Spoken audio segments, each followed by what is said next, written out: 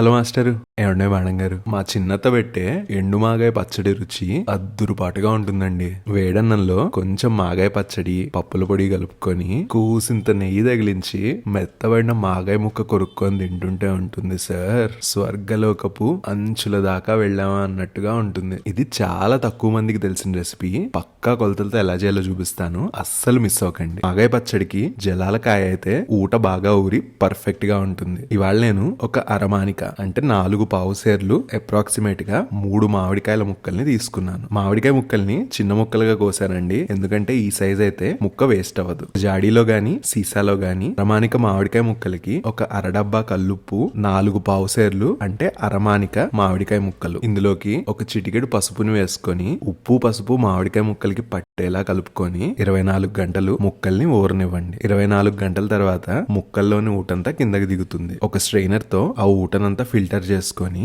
ఊటకి తడి తగలకుండా ఫ్రిడ్జ్ లో పెట్టుకొని స్టోర్ చేసుకోండి. ముక్కల్ని ఊట అనేది లేకుండా పిండుకొని ముక్కల పైన బరువు పెట్టి ఒక రాత్రంతా వదిలేయండి. ఊట పిండుకున్న మామిడికాయ ముక్కల్ని ఒక 2-3 రోజులు ఎండలో పెట్టుకొని శుభ్రంగా ఎండిపోయేలా చూసుకోండి. ఎండు మామిడికాయ ముక్కలతో ఈ పచ్చడిని పెడతాం కాబట్టి ఎండు మాగాయ అంటామండి. ఇప్పుడు పచ్చడి కలుపుకోవడానికి ఫ్రిడ్జ్ లో పెట్టుకున్న ఊటని ఒక స్ట్రెయినర్ తో ఫిల్టర్ చేసుకోండి. ఈ ఊటలోకి 3 వంతుల మామిడికాయ ముక్కల్ని వేసుకోండి, లేదా పచ్చడి ఎండిపోయినట్టు వస్తుంది గుర్తుంచుకోండి. మానికి అరడబ్బా కారం, 2 టేబుల్ స్పూన్ల ఆవపిండి, 1 టేబుల్ స్పూన్ మెంతుపిండిని వేసుకోండి. ముక్కలు కారం కలిసేలాగా మంచిగా కలుపుకోండి. తాలింపు కోసం ఒక అరడబ్బా పప్పు నూనెను వేడి చేసి ఆవాలు కొంచెం ఎక్కువ ఇంగువని వేసుకొని ఆవాల్ని చిటపట్లాడనివ్వండి. చివరిగా తుంచుకున్న ఎండుమిరపకాయల్ని వేసుకొని అవి మాడిపోకుండా వేపుకోండి. నూనె తాలింపు కొంచెం వేడిగా ఉన్నప్పుడే పచ్చడిలో కలుపుకోండి. ఆ నూనె వేడికి ముక్కలు మెత్తగా మగ్గిపోతాయి. ఊట సరిపోక పచ్చడి ఎండిపోయినట్టు అనిపిస్తే గనక ఇంకొంచెం ఎక్కువ నూనెను వేసుకోండి. అంతే అండి,